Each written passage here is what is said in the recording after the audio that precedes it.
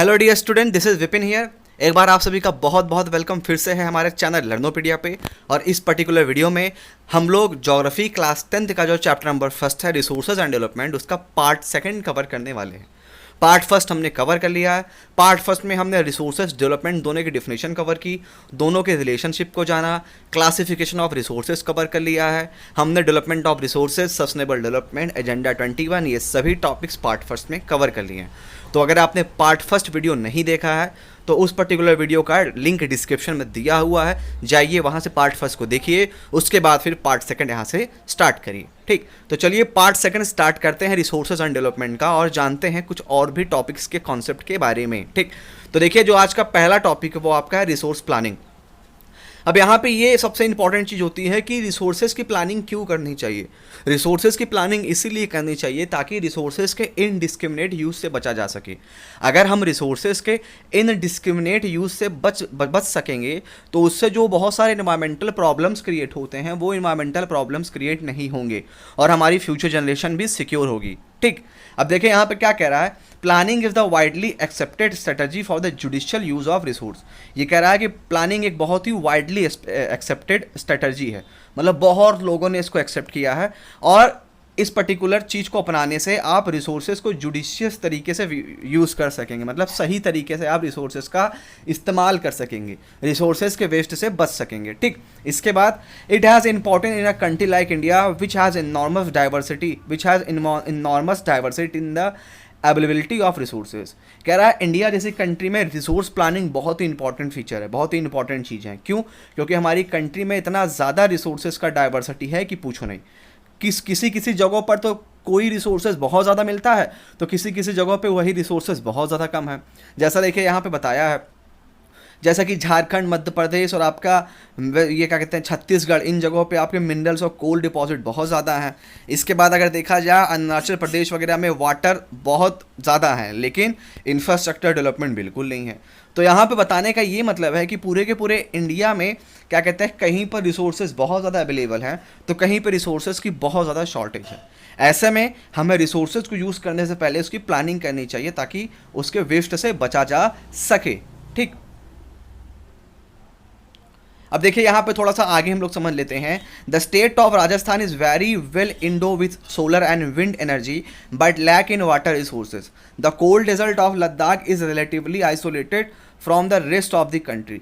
It has very rich cultural heritage but it is deficient in water and infrastructure and some vital minerals. कह रहा है कि लद्दाख में cold desert पाया जाता है और वो कोल्ड डेजर्ट बहुत ही इंपॉर्टेंट है। सेकेंड थिंग कह रहा है कि पूरी की पूरी कंट्री से वो आइसोलेट है। ठीक है, जो आपका लद्दाख एरिया है वो रिमोट एरिया और पूरी कंट्री से बहुत ही अलग है। ठीक, उसका कल्चर बहुत ही ज़्यादा रिच हेरिटेज है लेकिन वाटर इंफ्रास्ट्रक्चर और वाइटल मिनरल्स की वहाँ पे कमी है। ठीक, रिसोर्सेज की प्लानिंग बहुत ज़रूरी होती है। मैं आपको बता दूं, रिसोर्सेज की प्लानिंग करना इसलिए ज़रूरी है ताकि उसके वेस्ट से बचा जा सके। अगर रिसोर्सेज का वेस्ट नहीं होगा तो जाहिर सी बात है कोई भी इन्वायरमेंटल प्रॉब्लम्स क्रिएट नहीं होंगी और हमारा फ्यूचर जनरेशन भी सिक्योर होगा। और ऐसे में रिसोर्स की प्लानिंग क्या कहते हैं एक और भी तरीके से ज़रूरी होती है क्योंकि रिसोर्सेज बहुत ज़्यादा इंपॉर्टेंट है और रिसोर्सेज हमारे पास लिमिटेड भी है और हमारी वांट्स अनलिमिटेड है। तो लिमिटेड रिसोर्सेज हैं और वांट्स अनलिमिटेड हैं। तो ऐसे में रिसोर्सेज बहुत ज़्यादा प्रीशियस हैं और इन्हें हमें वेस्ट नहीं करना चाहिए और इसीलिए इसे यूज़ करने से पहले हमें इनकी प्लानिंग ज़रूर कर लेनी चाहिए कि किस तरीके से हम कम रिसोर्स को यूज़ करके इफ़ेक्टिव तरीके से अपने वर्क को कंप्लीट कर सकें। ठीक, जो भी वर्क हम कर रहे हैं या जिस भी चीज़ में हम रिसोर्सेज का यूज़ कर रहे हैं वो चीज़ें आपकी इफ़ेक्टिवली हों लेकिन रिसोर्सेज आपका कम यूज़ हो। ठीक, तो आई होप आप लोगों को ये समझ में आ गया हो। जैसे आपको पता है कि वाटर एक बहुत ही इंपॉर्टेंट रिसोर्स होता है। तो देखिए इस समय क्या कहते हैं पाइप इरिगेशन या स्प्रिंगल इरिगेशन सिस्टम आया है।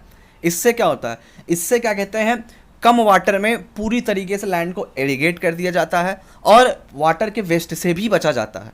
तो ये सभी चीज़ें बहुत ही ज़्यादा ज़रूरी होती हैं। ठीक, तो किसी भी पर्टिकुलर रिसोर्सेज को या किसी भी चीज़ को करने से पहले हमें प्लानिंग करनी चाहिए बिकॉज सभी कहते हैं कि प्लानिंग इज़ अ की ऑफ सक्सेस। ठीक है, सक्सेस की जो सबसे बड़ी की होती है वो प्लानिंग होती है। अगर आप एक प्रॉपर स्ट्रेटजी बनाते हैं, एक प्लानिंग आप प्रिपेयर करते हैं तो उसका आउटपुट जो होगा वो बहुत ही ज़्यादा बेहतरीन होगा। ठीक, अब एक और चीज़ आपको बता दें, एक पर्टिकुलर चीज़ पे मैं सेपरेट वीडियो बनाने वाला हूँ। जो बहुत सारे यूट्यूबर्स आपको बेवकूफ़ बनाते रहते हैं, प्लीज़ उनकी बेवकूफ़ी से आप लोग बचिए। जो कहते हैं कि ऐसे करेंगे तो 95% आ जाएगा, इस स्ट्रेटजी को फॉलो करिए, उस स्ट्रेटजी को फॉलो करिए। ऐसा है ना कि ये चीज़ें सभी बच्चों पे अप्लाई नहीं होती, सभी बच्चों पर ये चीज़ें क्या कहते हैं आपके इम्प्लीमेंट नहीं की जा सकती।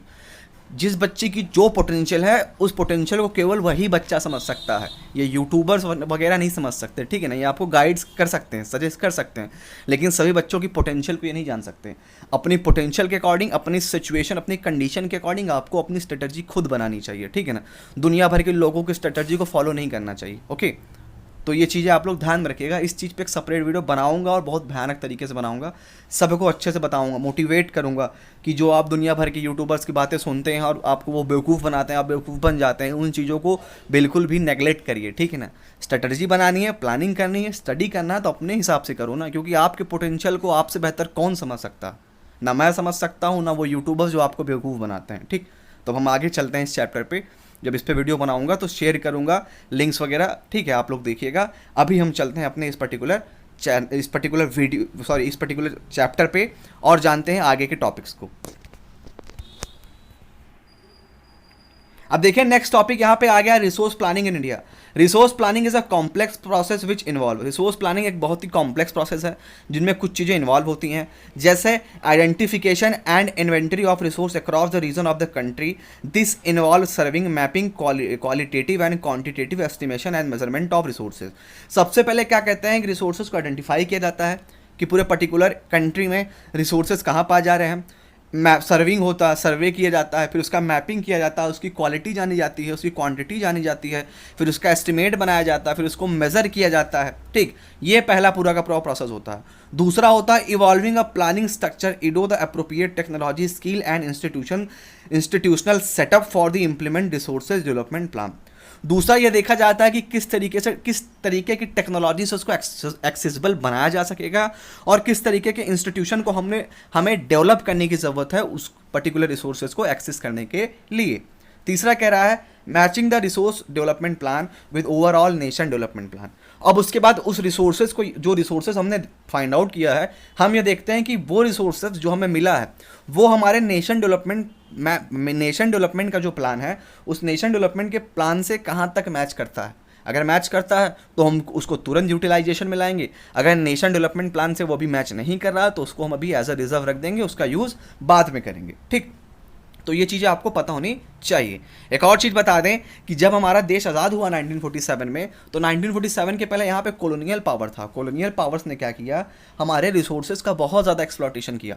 ड्रेन ऑफ वेल्थ थ्योरी आप लोग नहीं पढ़े होंगे तो कभी भी आगे आप पढ़ लीजिएगा, मैं उस पर वीडियो बना दूंगा। ड्रेन ऑफ वेल्थ क्या था।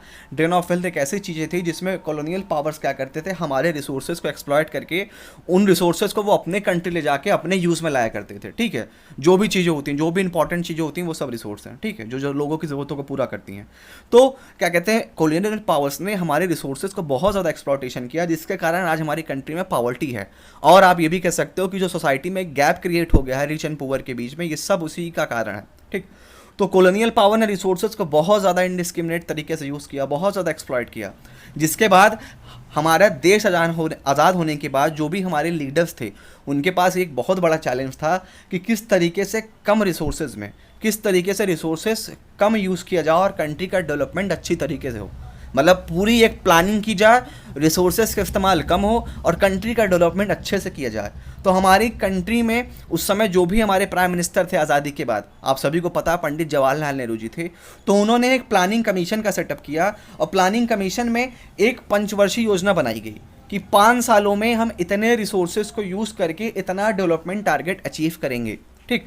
इससे क्या होगा कि इनडिस्क्रिमिनेट यूज ऑफ रिसोर्सेज से बचा जा सकेगा और इन्वायरमेंटल प्रॉब्लम्स भी क्रिएट नहीं होंगी और हमारा डेवलपमेंट रेट भी दिन प्रतिदिन और भी ज़्यादा इंप्रूव करता रहेगा, ठीक। तो ये चीज़ें आपको पता होनी चाहिए कि इंडिया आफ्टर इंडिपेंडेंस के बाद उन्होंने 5 ईयर प्लान लाया और 5 ईयर प्लान में जुडिशियल तरीके से रिसोर्सेज को यूज़ करने की बात कही गई ताकि डेवलपमेंट रेट को अच्छी तरीके से अचीव किया जा सके without the waste of resources, ठीक। ये आपको पता होना चाहिए। अब हम आगे चलते हैं। अब देखिए यहाँ पे दिया गया the availability of resources is necessary condition for the development of any region. किसी भी रीजन के या किसी भी पर्टिकुलर कंट्री के डेवलपमेंट के लिए रिसोर्सेज का बहुत बड़ा इंपॉर्टेंट होता है। मैंने पहले भी बताया था, बहुत रिसोर्सेज एक बहुत ही इंपॉर्टेंट चीज़ होती है किसी भी पर्टिकुलर पर्सन के सर्वाइवल के लिए, उसकी क्वालिटी ऑफ लाइफ को मेंटेन करने के लिए, कंट्री की सोशो इकोनॉमिकल डेवलपमेंट के लिए, उस पर्टिकुलर कंट्री के पॉपुलेशन की डिमांड्स को फुलफ़िल करने के लिए, फ्यूचर जनरेशन के लिए बहुत इंपॉर्टेंट होता है। तो वैसे ही कंट्री के डेवलपमेंट के लिए भी या किसी भी पर्टिकुलर रीजन के डेवलपमेंट के लिए भी आपके रिसोर्सेज का एक बहुत ही इंपॉर्टेंट होता है, ठीक।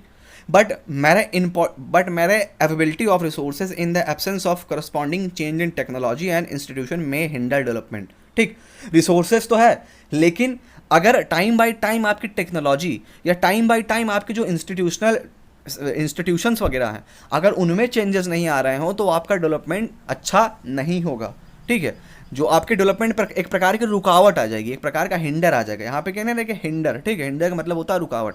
आपके पास लाख रिसोर्सेज है, लेकिन आपके पास अपडेट टेक्नोलॉजी ही नहीं है, आपके पास अच्छे इंस्टीट्यूशंस ही नहीं हैं, ठीक है, कैपेबल वर्कर्स ही नहीं हैं जो उन चीज़ों को क्या कहते हैं यूज़ में लाने के लिए बता सकें। अगर ये क्या कहते हैं इंस्टीट्यूशनल डेवलपमेंट अच्छा नहीं है, टेक्नोलॉजिकल डेवलपमेंट अच्छा नहीं है, तो लाख रिसोर्सेज आपके पास हो, तब लाख रिसोर्सेज आपके पास हों, ठीक, लेकिन फिर भी कंट्री का डेवलपमेंट अच्छे से नहीं होगा, क्योंकि रिसोर्सेज को प्रॉपर तरीके से यूटिलाइज करने की कला भी हमारे पास होनी चाहिए, ठीक। हमारे पास रिसोर्सेज बहुत ज़्यादा है, लेकिन उनको किस तरीके से यूज़ करना है, किस तरीके से यूटिलाइज़ करना है, ठीक है, कैसे टेक्नोलॉजी का यूज़ करना है, ठीक है, ये सभी चीज़ें बहुत इंपॉर्टेंट होती हैं। हमारे पास बहुत ज़्यादा रिसोर्सेज हैं, अच्छी बात है, लेकिन अगर अपडेट टेक्नोलॉजी और क्या कहते हैं कि बेटर इंस्टीट्यूशन नहीं है, तो आपका डेवलपमेंट कहीं ना कहीं उस तरीके से नहीं होगा जिस तरीके से होना चाहिए, ठीक। आगे चलते हैं। देखिए यहाँ पे क्या कह रहा है, there are many region in our country that are rich in resources but these are included in economical backward region. हमारे कंट्री में ऐसी बहुत सारी जगह है जहाँ पर रिसोर्सेज बहुत हैं, लेकिन फिर भी वो इकोनॉमिकल बैकवर्ड एरियाज़ में आते हैं। क्यों? क्योंकि वहाँ पे टेक्नोलॉजीज़ बहुत ही अच्छी नहीं होंगी, ठीक है, मॉडर्न टेक्नोलॉजीज़ नहीं होंगी, आज भी वहाँ पे ट्रेडिशनल टेक्नोलॉजीज़ होंगी। सेकेंड थिंग, इंस्टीट्यूशनल डेवलपमेंट उतना बेहतर नहीं होगा। तो इंस्टीट्यूशनल डेवलपमेंट का और आपके टेक्नोलॉजीज़ का भी अपना एक अलग इंपॉर्टेंस होता है, ठीक। किसी भी पर्टिकुलर कंट्री के डेवलपमेंट के लिए रिसोर्सेज के साथ साथ update technology means modern technology और इंस्टीट्यूशनल डेवलपमेंट का होना भी बहुत ज़रूरी है, ठीक। अब आगे चलते हैं। On the contrary there are some region which have a poor resource base but they are economically developed. बहुत सारी ऐसी कंट्रियाँ हैं, बहुत सारे ऐसे भी जगह हैं जहाँ पर रिसोर्सेज कम है, लेकिन फिर भी वो इकोनॉमिकली डेवलप्ड हैं। क्यों? क्योंकि कम रिसोर्स है, अच्छी बात है, लेकिन उनकी टेक्नोलॉजी, उनका इंस्टीट्यूशन इतना ज़्यादा डेवलप्ड है कि वो उन्हीं कम रिसोर्सेज में प्रॉपर तरीके से यूटिलाइजेशन करके अपने पर्टिकुलर रीजन का या कंट्री का डेवलपमेंट अच्छे तरीके से कर रहे हैं, ठीक। तो आई होप आपको ये समझ में आ गया हो। अब हम चलते हैं आगे। अब देखिए यहाँ पे एक क्वेश्चन दिया गया, इसको आप लोग पढ़िएगा, और यहाँ पे कॉलोनियल पावर के बारे में थोड़ा बहुत बताया गया जो मैंने अभी एक्सप्लेन कर दिया। देख लेते हैं थोड़ा सा इसको भी। The history of colonization reveal that the rich resources in colonies were the main attraction for the foreign inventor. जो भी आपके विदेश के लोग हमारे देश में आए थे या जो ये फॉरेन इन्वेंटर्स थे, ठीक है, ये आपके कह सकते हो कि विदेशी आक्रमणकारी, ये उन्हीं जगहों पर अटैक करते थे या उन्हीं जगहों पे अपनी हुकूमत स्थापित करते थे जो पर्टिकुलर एरियाज़ क्या कहते हैं रिसोर्सेज के मामले में रिच हुआ करते थे। जहाँ पे रिसोर्सेज बहुत ज़्यादा होते थे उन्हीं एरियाज़ में ये लोग अपना अटैक करते थे और वहाँ के रिसोर्सेज को ड्रेन कर लिया करते थे या एक्सप्लॉयट कर दिया करते थे, ठीक। आगे, it was primarily the higher level of technologically development of the colonizing country that helped them to exploit resources of other region and establish their supremacy over the colonies. Therefore, resources can be contribute to development only when they are accompanied by appropriate technological development and institutional change. India has experienced all these in different phases of colonization. Therefore, in India, development in general and resource development in particular does not only involve the availability of resources but also technology, quality of human resources and the historical experience of the people. मैंने बताया आज हमारे देश में poverty का और जो social division एक हो गया है रिच एंड पुअर का, उसके पीछे कॉलोनाइजेशन का सबसे बड़ा रीज़न है। कॉलोनाइजेशन ने क्या कहते हैं हमारे कंट्री पर अपनी कॉलोनी स्टैब्लिश की और अपने कंट्री के डेवलपमेंट के लिए वो हमारे रिसोर्सेज का यूज़ करते थे, हमारे रिसोर्सेज का एक्सप्लॉयटेशन करते थे, ठीक। इसके बाद हमारी कंट्री जब आज़ाद हुई तो आज़ादी के बाद हमने क्या कहते हैं रिसोर्सेज को जुडिशियल तरीके से यूज़ करने के लिए 5 ईयर प्लान लाया और 5 ईयर प्लान में हमने रिसोर्सेज को विद प्लानिंग यूज़ करके बेटर डेवलपमेंट गोल्स को अचीव किया, ठीक। एक चीज़ आपको और बता दें, किसी भी पर्टिकुलर कंट्री के डेवलपमेंट में जितना आपके रिसोर्सेज का इंपॉर्टेंट होता है उतना ही ज़्यादा टेक्नोलॉजिकल और इंस्टीट्यूशनल चीज़ों का भी अपना एक अलग इंपॉर्टेंट होता है। लाख रिसोर्सेज हो लेकिन टेक्नोलॉजी अच्छी नहीं है, आपके पास क्या कहते हैं इंस्टीट्यूशन अच्छा नहीं है, तो आपका डेवलपमेंट नहीं होगा। अगर एक पर्टिकुलर कंट्री में रिसोर्सेज है, उसका टेक्नोलॉजिकली डेवलप भी हो चुका है, इंस्टीट्यूशनली डेवलपमेंट भी हुआ है, तो वहाँ पर डेवलपमेंट बहुत ही अच्छी तरीके से होगा और कॉन्टीन्यूसली उसमें इंप्रूवमेंट देखने को मिलता रहेगा। ठीक, अब हम चलते हैं कंजर्वेशन ऑफ रिसोर्सेज पे। कंजर्वेशन ऑफ रिसोर्सेज, ठीक है, हमें रिसोर्सेज को क्यों कंजर्व करना चाहिए, मैं बार बार आपसे बता रहा हूँ, मैं फिर कह रहा हूँ, हमें रिसोर्सेज को इसलिए कंजर्व करना चाहिए क्योंकि रिसोर्सेज का इंपॉर्टेंट हमारी लाइफ में बहुत है। ठीक है, हमारे सर्वाइवल के लिए, हमारी क्वालिटी ऑफ लाइफ को मेंटेन करने के लिए, कंट्री के सोशो इकोनॉमिकल डेवलपमेंट के लिए, ग्रोइंग पॉपुलेशन की नीड्स को फुलफिल करने के लिए, इसके बाद जो हमारे क्या कहते हैं फ्यूचर जनरेशन है उसके लिए। ठीक है, इन सभी चीज़ों के लिए आपके रिसोर्सेज को कंजर्व करना बहुत ज़रूरी है। ठीक, तो आई होप अगर एग्जाम में ये क्वेश्चन आ जाएगा कि why do we need to conserve resources, तो आई होप आप लोग लिख लेंगे we need to conserve resources because of following points, and this points जो मैंने अभी बताया उसको आप लोग कर लीजिएगा। ठीक, अब आगे चलते हैं। वन मोर थिंग आप लोगों से कहना है कि जिसको भी इस पर्टिकुलर चैप्टर का नोट्स चाहिए, डिस्क्रिप्शन में मेरा व्हाट्सअप नंबर दिया गया है, आप लोग मुझे वहाँ पर मैसेज करके इस पर्टिकुलर चैप्टर का नोट्स ले सकते हैं। ठीक, अब आगे चलते हैं। अब देखिए यहाँ पे क्या कहते हैं, गांधी जी ने कुछ कहा था। Gandhi ji was very apt in voicing the concern about resources conservation in this world. There is enough for everybody need, not for anybody greed. Gandhi ji ने ये कहा था कि हमारे पास इतना रिसोर्सेज है कि हम सबकी ज़रूरतों को पूरा कर सकते हैं, लेकिन उस पर्सन के लिए बिल्कुल भी रिसोर्सेज नहीं है जो लालची व्यक्ति है। ठीक, ये आपके किसने कहा था, ये महात्मा गांधी जी ने कहा था। और महात्मा गांधी जी ने ये भी कहा था कि हमें मास प्रोडक्शन नहीं करना चाहिए, हमें मास प्रोडक्शन से बचना चाहिए, बल्कि हमें प्रोडक्शन बाय द मासेस करना चाहिए। जो हम बहुत सारी चीज़ों को प्रोड्यूस करके रख दे रहे हैं, क्या मतलब है, ज़्यादा प्रोड्यूस हो रही हैं चीज़ें तो वेस्ट ही होंगी।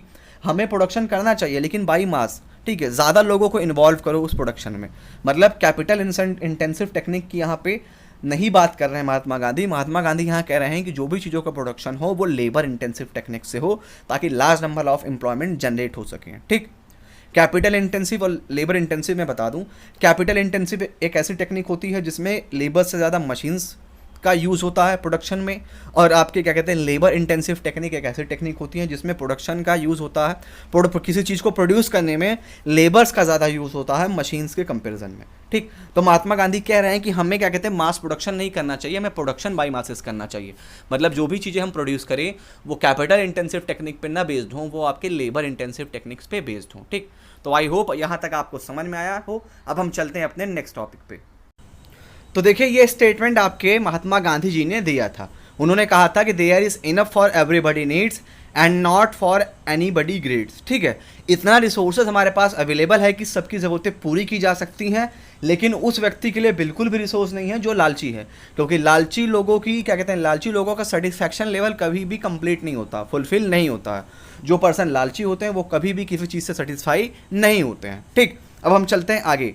अब देखिए आपको बता दें कंजर्वेशन ऑफ रिसोर्सेज का, कंजर्वेशन ऑफ रिसोर्सेज को सबसे पहले एडवोकेट करने वाले थे आपके क्लब ऑफ रोम 1968 में। याद रखिएगा, कंजर्वेशन ऑफ क्या कहते हैं रिसोर्सेज को सबसे पहले इस चीज़ के बारे में चर्चा करने वाले आपके क्लब ऑफ रोम इंस्टीट्यूशन था।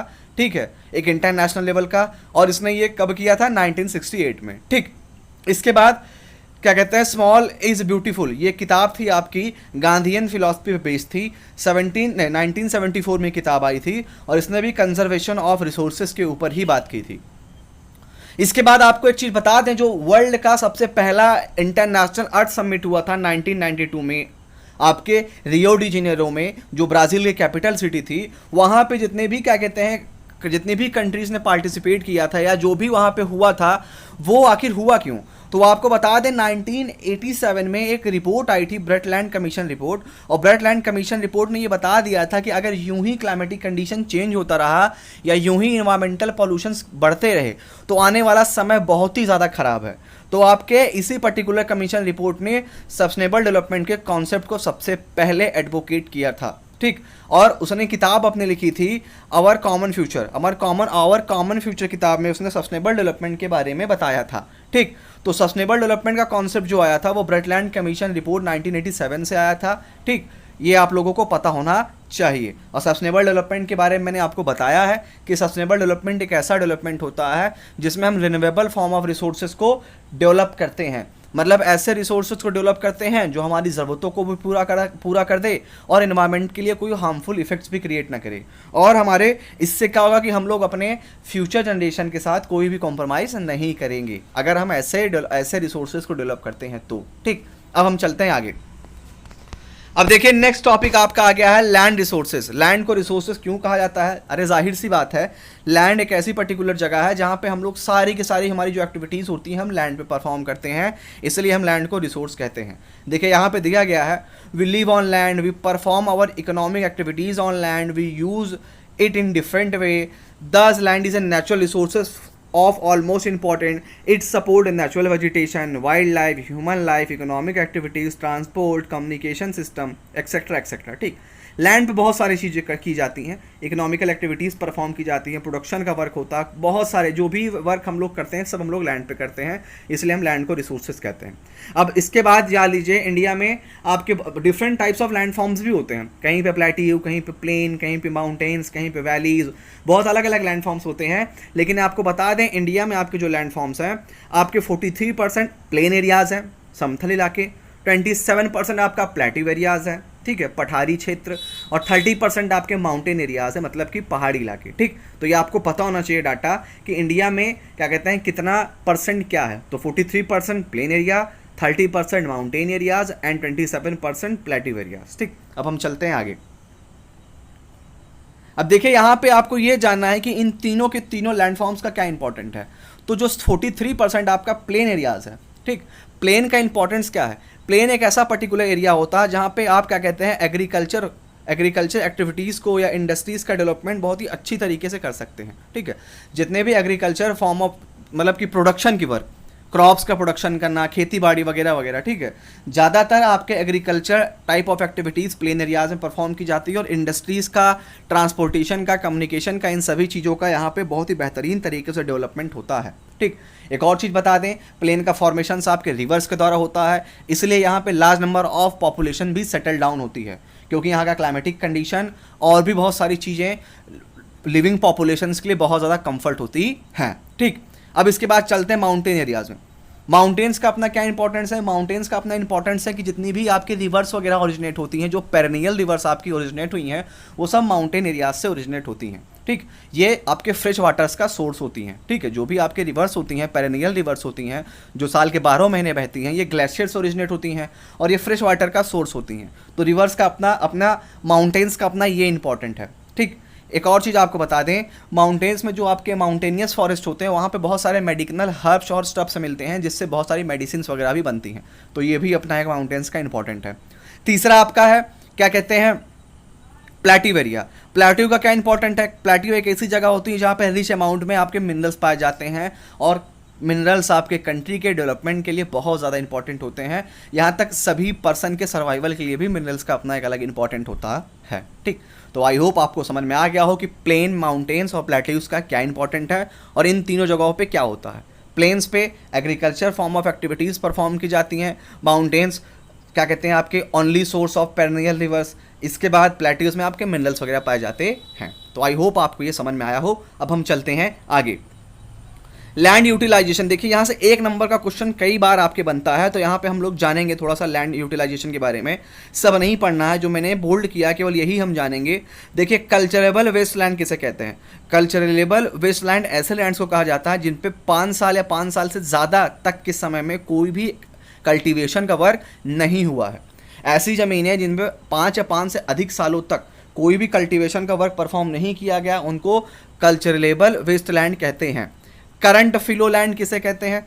करंट फिलो लैंड ऐसे लैंड्स को कहा जाता है जिसपे 1 साल या 1 साल से कम समय में कोई भी agriculture type of activities perform नहीं की गई हैं, मींस कोई भी कल्टीवेशन का वर्क नहीं हुआ है। टाइम पीरियड याद रखिएगा, 1 साल या 1 साल से कम ईयर, 1 साल या 1 साल से कम समय में जिन भी ज़मीनों पर कल्टिवेशंस का वर्क नहीं हुआ है वो आपके करंट फिलो लैंड होंगे। अब इसके बाद अदर दैन करंट फिलो लैंड के बाद बता रहा है नेट सोन एरिया। आप लोग ध्यान दीजिएगा, area sown more once in an agriculture year plus net sown area is known as gross cropped year। ऐसी ज़मीनें जिन पे एक साल में एक या एक से अधिक बार कल्टीवेशन का वर्क हुआ है उनको नेट सोन एरिया कहते हैं, या ग्रॉस क्रॉप्ड एरिया भी कहा जाता है। तो आई होप आपको ये समझ में आ गया हो। ठीक, अब हम चलते हैं आगे। Land use pattern in India. देखिए लैंड्स का जो यूज़ होता है ना, लैंड्स का जो हम यूज़ करते हैं वो डिफरेंट चीज़ों पर डिपेंड करता है। जैसे टोपोग्राफी पे, उस पर्टिकुलर एरिया के क्लाइमेटिक कंडीशन पे, वहाँ कैसी सॉइल है, ह्यूमन फैक्टर मतलब वहाँ पॉपुलेशन कैसा है, टेक्नोलॉजी कैसी है, कल्चरल ट्रेडिशन कैसा है और वहाँ के लोगों की कैपेबिलिटी कैसी है। इन सभी चीज़ों पे आपका लैंड का यूज़ क्या कहते हैं डिटरमाइन करता है। दो फैक्टर्स होते हैं, याद रखिएगा, एक फिजिकल फैक्टर और एक ह्यूमन फैक्टर। फिजिकल फैक्टर्स में आपके टोपोग्राफी, क्लाइमेट, सॉइल टाइप ये सब आएंगे, और आपके ह्यूमन फैक्टर्स में पॉपुलेशन, टेक्नोलॉजी, कल्चर, ट्रेडिशन ये सब चीज़ें आएंगी। ठीक, तो इन्हीं दो फैक्टर्स पे आपके लैंड का क्या कहते हैं यूज़ पैटर्न डिपेंड करता है। ठीक, अब हम चलते हैं आगे और नेक्स्ट टॉपिक के बारे में जानते हैं। देखिए यहाँ पे कुछ रिपोर्ट दी गई है 1960 और 1961 की और 2014-15 की। तो ये डाटाज जो फ्लक्चुएट होते हैं हमें इनमें माइंड में नहीं रखना है, क्योंकि बोर्ड आपका कभी भी फ्लक्चुएटेड डाटाज पे क्वेश्चन पुटअप जल्दी नहीं करता है। ठीक है, मोस्टली देखा गया है कि फ्लक्चुएटेड डाटा पे क्वेश्चन पुटअप नहीं होते हैं, क्योंकि ये डाटाज चेंज होते रहते हैं। ठीक, एक और चीज़ यहाँ पे आपको बता दें, total geographical area of India is 3.28 million square kilometre. India का जो टोटल जोग्राफिकल एरिया है वो 3.28 स्क्वायर किलोमीटर है। ठीक, ये आपको पता होना चाहिए। अब हम आगे चलते हैं। देखिए यहाँ पे मैंने बोल्ड किया हुआ है, ये चीज़ें इंपॉर्टेंट है। The pattern of net sown areas vary greatly from one state to another. जो नेट सोन एरिया का क्या कहते हैं पैटर्न है, या जो नेट सोन एरिया का डाटा है, वो एक स्टेट से दूसरे स्टेट अलग होता है। ठीक, क्यों? क्योंकि मैंने बताया अभी आपको कि लैंड का यूज़ जो होता है वो दो फैक्टर्स पे डिपेंड करता है, और सभी जगहों के जो ये दो फैक्टर्स होते हैं उनमें बहुत ज़्यादा वेरिएशन होता है। ठीक, अब चलते हैं। It is over 80% of the total area in Punjab and Haryana and less than 10% in Arunachal Pradesh, Mizoram, Manipur and Andaman Nicobar island. ठीक, ये कह रहा है कि 80% आपके पंजाब हरियाणा वगैरह में जो एरियाज़ हैं वो नेट सोन एरिया है, और अरुणाचल प्रदेश, मिजोरम, मणिपुर, अंडमान निकोबार यहाँ पर 10% से भी कम के एरिया आपके नेट सोन एरिया है। तो ये चीज़ें किस पे डिपेंड करती हैं? मैंने बताया अभी आपको, ये चीज़ें डिपेंड करती हैं दो फैक्टर्स पे, एक फिजिकल फैक्टर और एक ह्यूमन फैक्टर। ठीक, अब हम आगे चलते हैं। Forest area in the country is far lower than is desire 33% of geographical area as it was outline in the national forest policy. National forest policy ने बताया था कि इंडिया में जो जोग्राफिकल एरिया है वो 33% है। ठीक, नेशनल फॉरेस्ट पॉलिसी का सेटअप हुआ था 1952 में। ठीक, अब इसके बाद आगे क्या दिया गया है, it was consider essential for the maintenance of the ecological balance, the livelihood of millions of people who live on the fringe of this forest depend upon it. ये कह रहा है कि इकोलॉजिकल बैलेंस के लिए, इकोलॉजिकली बैलेंस को maintain करने के लिए आपके जोग्राफिकल एरियाज़ का होना ज़रूरी है, और मिलियंस ऑफ पीपल का लिवलीहुड कहीं ना कहीं देखा जाए तो फॉरेस्ट पर बेस्ड होता है, फॉरेस्ट पर डिपेंड होता है।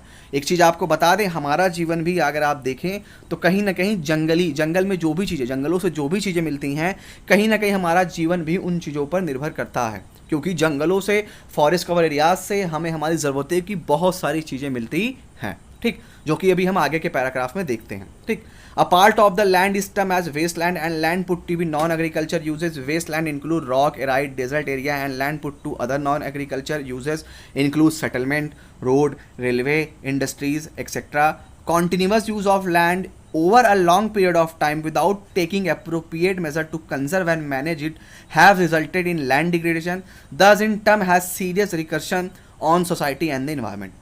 कह रहा है कि ऐसी ज़मीनें जो नॉन एग्रीकल्चर यूजेस के लिए होती हैं, ऐसी ज़मीनें जिनका कोई भी एग्रीकल्चर पर्पस के लिए यूज़ नहीं हो रहा है, उन ज़मीनों पे हम सेटलमेंट करते हैं। रोड डेवलपमेंट, रेलवे का डेवलपमेंट, इंडस्ट्रीज़ का डेवलपमेंट, ऐसी बहुत सारी चीज़ों का वहाँ पे डेवलपमेंट होता है।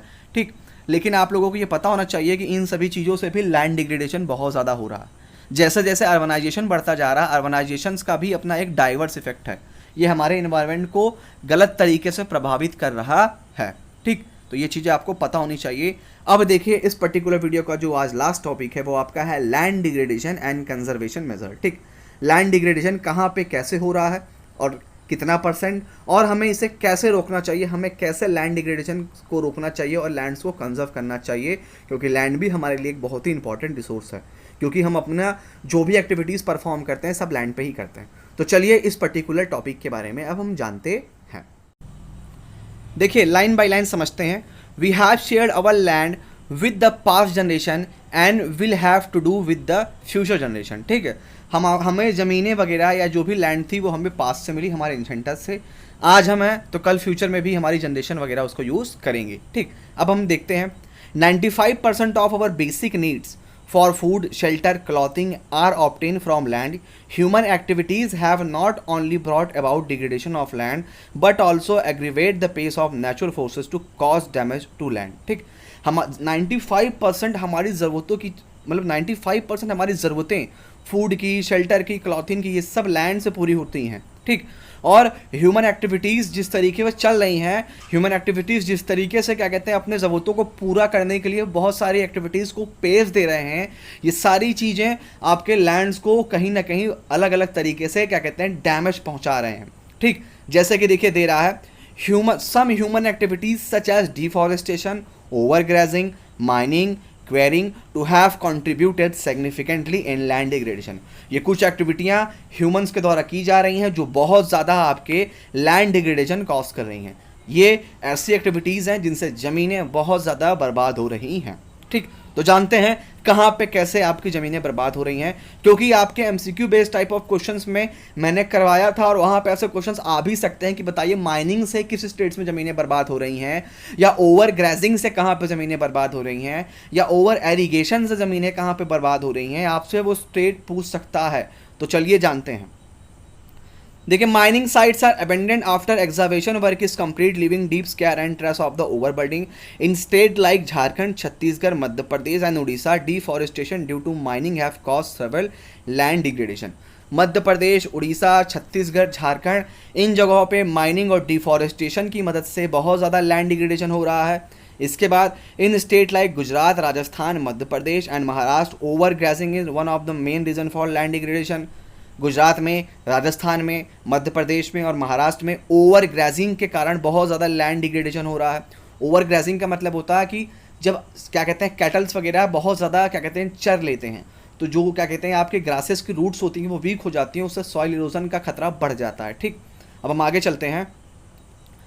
इसके बाद कह रहा है in the state of Punjab, Haryana and western Uttar Pradesh, over irrigation is responsible for the land degradation due to water logging leading to increase in salinity and alkalinity in the soil. देखिए वेस्टर्न उत्तर प्रदेश में, पंजाब, हरियाणा में अधिक सिंचाई के कारण ज़मीनें बर्बाद हो रही हैं। अधिक सिंचाई से क्या होता है कि ज़मीन आपकी बेसिक फॉर्म में कन्वर्ट हो जाती है, फिर उसकी फर्टिलिटी ख़त्म होने लगती है। ठीक, जब हम ज़्यादा फर्टिलाइजेशन डाल देते हैं, ठीक है, ज़्यादा उसमें फर्टिलाइजेशन अगर डाल दोगे तो वो केमिकल फॉर्म में कन्वर्ट हो जाएगी, यानी कि एसिडिक फॉर्म में, और ज़्यादा इरीगेशन कर दोगे तो वो बेसिक फॉर्म में कन्वर्ट हो जाएगी। ठीक, हम हमेशा ज़मीन को न्यूट्रल वे में बना के रखते हैं ताकि उसकी फर्टिलिटी का बैलेंस बना रहे। ठीक, तो ये चीज़ें आपको पता होनी चाहिए। आगे चलते हैं। The minerals processing like grinding of limestone for cement industry and calcite and soapstone for ceramic industries generate huge quantity of dust in the atmosphere. जो सीमेंट इंडस्ट्री वगैरह होती है ना, वो भी क्या करती हैं, वहाँ पे पत्थरों को तोड़ा जाता है, बहुत सारे क्या कहते हैं अलग अलग मिनरल्स को ला के उनको ग्रीड किया जाता है, तो उससे बहुत ज़्यादा डस्ट आपके इन्वायरमेंट में, डस्ट आपके एटमॉस्फेयर में क्या कहते हैं वो, अरे उसे क्या कहते हैं डिस्चार्ज होता है। ठीक है, याद रखिएगा जो सीमेंट इंडस्ट्रियाँ होती हैं, सीमेंट इंडस्ट्री में बहुत सारे अलग अलग प्रकार के मिनरल्स को ग्रीड किया जाता है, तोड़ा जाता है उन्हें, तो उससे क्या होता है कि बहुत ज़्यादा डस्ट आपके वहाँ से डिस्चार्ज होते हैं आपके एटमॉस्फेयर में, जो आपके एटमॉस्फेयर को बहुत ही ज़्यादा क्या कहते हैं वो बना देते हैं, पॉल्यूटेड बना देते हैं। ठीक, अब हम आगे चलते हैं, आगे देखते हैं। इंडस्ट्रीज़ के वेस्ट भी देखो, यहाँ पे कह रहा है इंडस्ट्री के जो वेस्ट भी होते हैं वो भी क्या कहते हैं आपके बहुत ही मेजर सोर्स हैं पॉल्यूशन के। कंट्री में जो लैंड और वाटर पॉल्यूशन हो रहा है उसके सबसे ज़्यादा मेजर सोर्स माना गया है इंडस्ट्री इन्फ्लुएंस को। इंडस्ट्री का जो वेस्ट आइटम होता है वो land pollution, air pollution, noise pollution और आपके वाटर पॉल्यूशन का सबसे मेन सोर्स माना गया है। ठीक, अब आगे देखते हैं कैसे बचा जाए इन डिग्रेडेशन से। ठीक, तो there are many way to solve the problem of land degradation. Afforestation and proper management of grazing can help to extend. ठीक, एफॉरेस्टेशन करना चाहिए, इसके बाद ग्रेजिंग का एक प्रॉपर मैनेजमेंट होना चाहिए, इसके बाद अधिक से अधिक पेड़ लगाने चाहिए। देखिए कह रहा है planting of shelter belt of plant. ठीक है, stabilization of sand dunes by growing thorny bushes are some of the method to check land degradation in arid areas. Arid areas में क्या कहते हैं, लैंड डिग्रेडेशन से बचने के लिए थॉर्नी ब्रशेस को बहुत ज़्यादा ग्रो करना चाहिए। इसके बाद एक प्रॉपर मैनेजमेंट होना चाहिए जो माइनिंग एक्टिविटीज़ को कंट्रोल करे, और जो आपके इंडस्ट्रीज़ के इन्फ्लुएंट है, यानी कि इंडस्ट्रीज़ के जो वेस्ट आइटम डिस्चार्ज हो रहे हैं वाटर्स में, उनको ख़त्म करने के लिए एक सीवेज प्लांट बनाना चाहिए। ठीक, और क्या कहते हैं, इंडस्ट्रीज़ के ऊपर एक प्रॉपर मैनेजमेंट कंट्रोलिंग सिस्टम हो जो उनको गाइड करे कि आप ज़्यादा पोल्यूशन कॉज ना करें, या आप इंडस्ट्रीज़ में प्रोडक्शन कर रहे हैं लेकिन इन तरीक़ों से करें ताकि क्या कहते हैं पोल्यूशन ज़्यादा ना हो। ठीक, तो ये चीज़ें आप लोग रीड करिएगा, इस वीडियो को 2 बार 3 बार 4 बार जितनी बार आप देखेंगे उतना ही ज़्यादा आपका कॉन्सेप्ट क्लियर होगा। ठीक, तो ये आपका पार्ट 2 था इस पर्टिकुलर चैप्टर का। जो भी रिमेनिंग टॉपिक्स हैं उनको हम पार्ट 3 में, यानी कि अपने फाइनल पार्ट पे कवर करेंगे। तो प्लीज़ हमारे चैनल लर्नोपीडिया के साथ बने रहिए, यूं ही आप लोग सब्सक्राइब करते रहिए, शेयर करते रहिए, और वीडियो पसंद आए तो लाइक ज़रूर करिए। मिलते हैं नेक्स्ट वीडियो के साथ, तब तक के लिए बाय।